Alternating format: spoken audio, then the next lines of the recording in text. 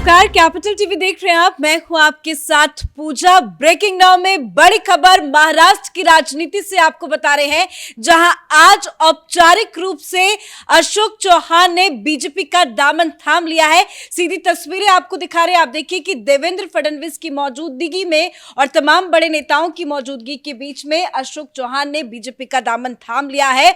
और कल ही जैसा कि हमने आपको बताया था कि उन्होंने कांग्रेस पार्टी से इस्तीफा दिया था, बीजेपी में जाने की खबर थी। हालांकि कल उन्होंने कहा था कि 2-3 दिनों के बाद फैसला लूंगा, लेकिन ठीक एक दिन के बाद आज की सबसे बड़ी खबर यह है कि अशोक चौहान ने बीजेपी पार्टी ज्वाइन कर ली है और बीजेपी अशोक चौहान को राज्यसभा भेजने भी जा रही है। तमाम बड़ी अपडेट इससे जुड़ी हुई आपको बताएंगे। मेरे साथ न्यूज रूम में मौजूद हैं कैपिटल टीवी के एग्जीक्यूटिव एडिटर राजीव जी। सर, कल इस्तीफे का ऐलान, आज ज्वाइनिंग भी हो गई है बीजेपी में। आगे इनकी क्या प्लानिंग है और कांग्रेस पार्टी को इससे कितना बड़ा झटका लगा है? देखिए, कांग्रेस को सिर्फ एक नेता का नहीं बल्कि पूरी की पूरी महाराष्ट्र के संगठन का नुकसान हुआ है।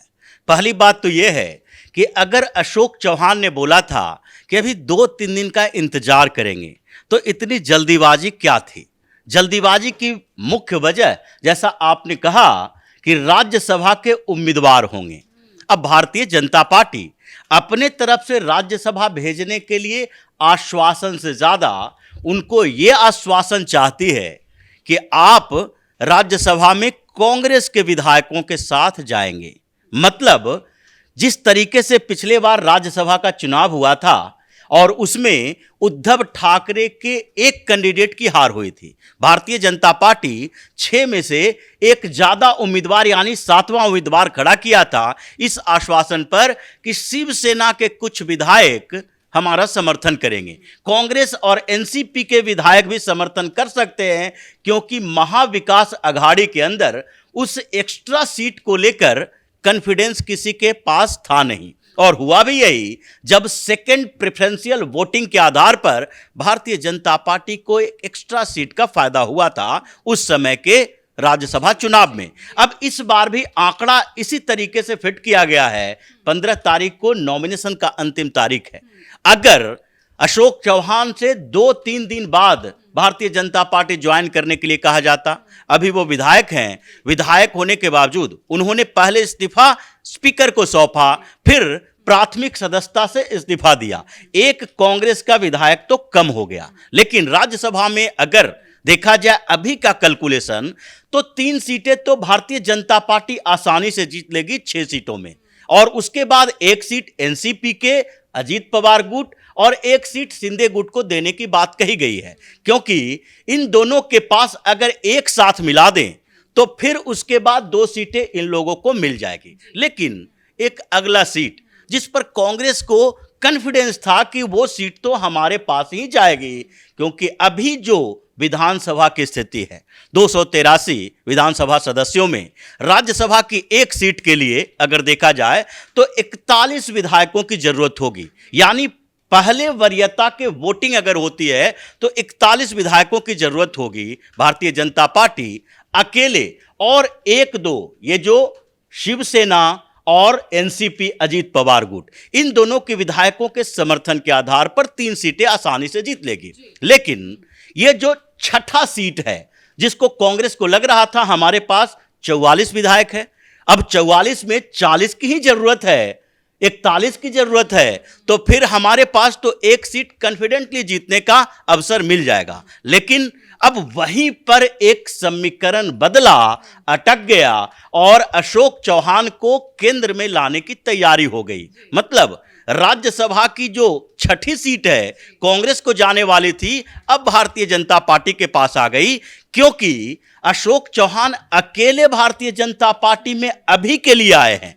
अगर जिस तरीके से वो अपना इस्तीफा स्पीकर को सौंपकर प्राथमिक सदस्यता से इस्तीफा देकर वो भारतीय जनता पार्टी में शामिल हुए हैं, अपने समर्थक सारे विधायकों को भी इस्तीफा दिलवा देंगे। हालांकि खबरें हैं कि 3 ऐसे बड़े विधायक हैं जो बीजेपी ज्वाइन करने वाले हैं अशोक चौहान के साथ, उनकी भी वापसी। देखिए, अभी इस समीकरण को समझना पड़ेगा, क्योंकि अभी अगर 3 विधायक, 10 विधायक, 12 विधायक, कोई भी जो चर्चा चल रही है वो भारतीय जनता पार्टी में शामिल हो जाते हैं, तो तुरंत ही उनकी सदस्यता खत्म हो जाएगी। वो दल बदल निरोधक कानून के तहत चूंकि कांग्रेस के पास अभी 44 विधायक हैं तो 2/3 तो टूटकर आएंगे नहीं।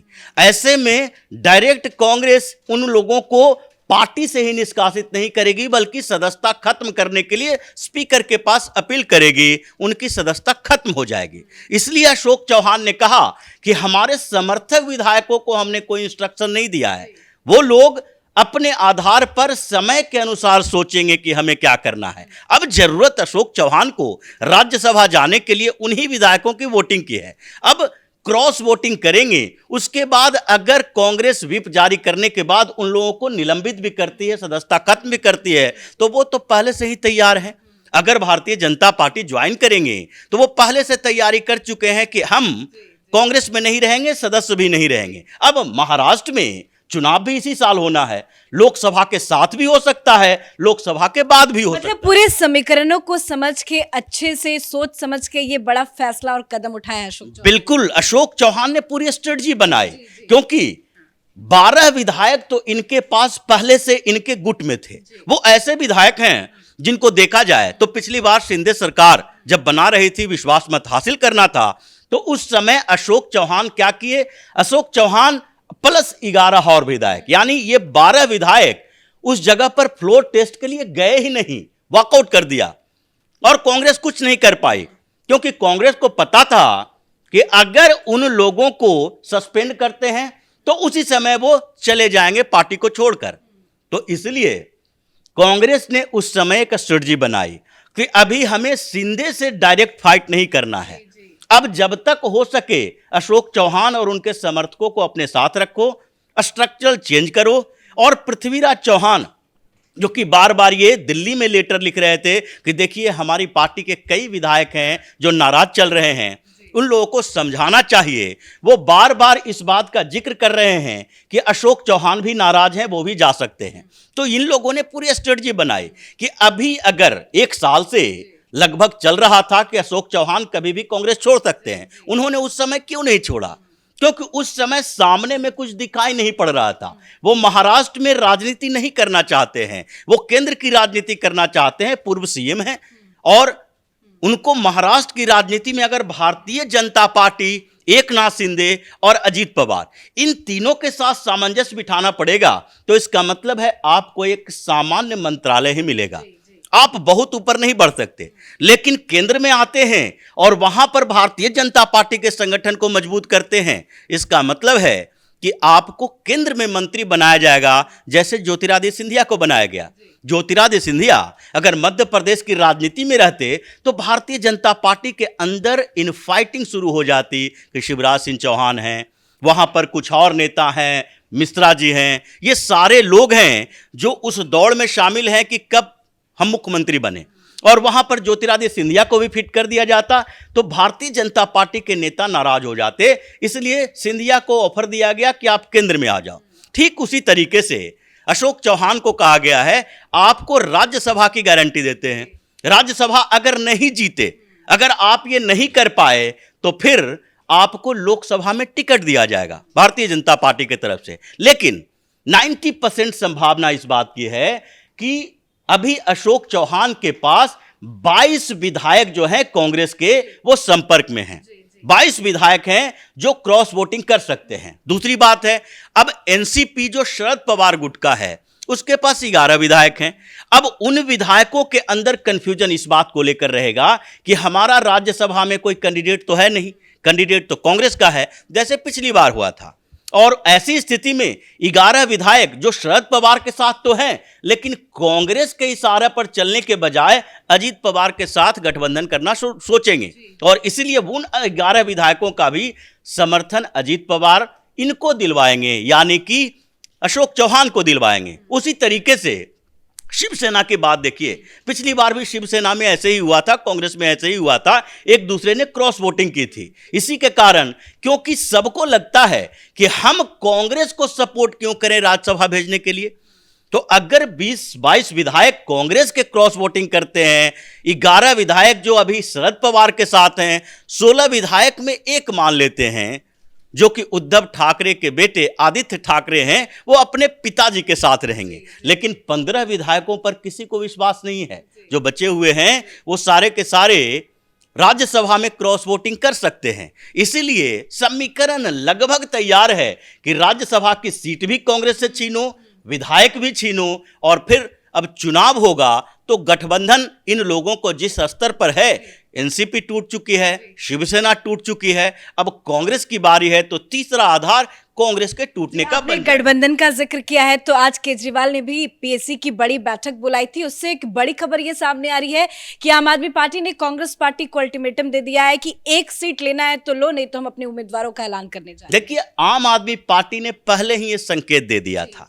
केजरीवाल ने यह संकेत दिया कि हम दिल्ली में 7 की 7 सीटों पर अकेले चुनाव जीत जाएंगे, और कांग्रेस के साथ जो गठबंधन हुआ वो कांग्रेस के गठबंधन की संभावना बताई जा रही थी। ये नहीं बताई जा रही थी कि कांग्रेस के साथ उसका संबंध हो सकता है, गठबंधन हो सकता है। अगर ऐसी संभावना होती तो केजरीवाल गुजरात में कैंडिडेट अनाउंस नहीं करता, असम में कैंडिडेट अनाउंस नहीं करता, और पंजाब में अकेले चुनाव लड़ने की घोषणा नहीं करता।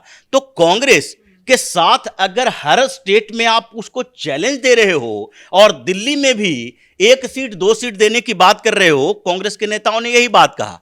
अमरिंदर सिंह लवली ने कहा कि अगर दिल्ली में कांग्रेस को अगर आम आदमी पार्टी 4 या 5 सीटें देती है तो 1-2 सीट हम दूसरे स्टेट में एडजस्ट कर सकते हैं, लेकिन तुम 3 सीट दोगे, 4 सीट खुद रखोगे, यानी 3 सीट की बात है। यहां तो केजरीवाल 1 सीट की बात कर रहा है, तो 3 सीट दोगे तब हम कैसे आपको दूसरे स्टेट में एडजस्ट करेंगे। मतलब केजरीवाल भी आउट हो चुका है इंडिया अलायंस से।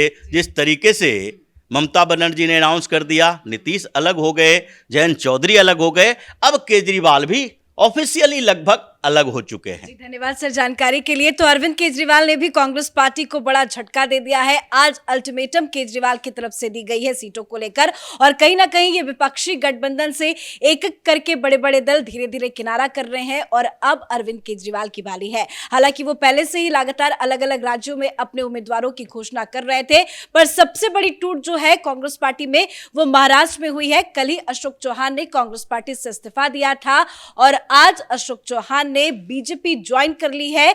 बीजेपी अशोक चौहान को राज्यसभा भेज रही है, जिसको लेकर कल अशोक चौहान अपना नामांकन भी दाखिल करेंगे। तो कुल मिलाकर कांग्रेस पार्टी के लिए, विपक्षी गठबंधन के लिए एक के बाद एक बड़े बड़े झटके लग रहे हैं। इस बड़ी खबर में मेरे साथ फिलहाल इतना ही। कैमरा पर्सन अशोक के साथ मैं पूजा, कैपिटल टीवी।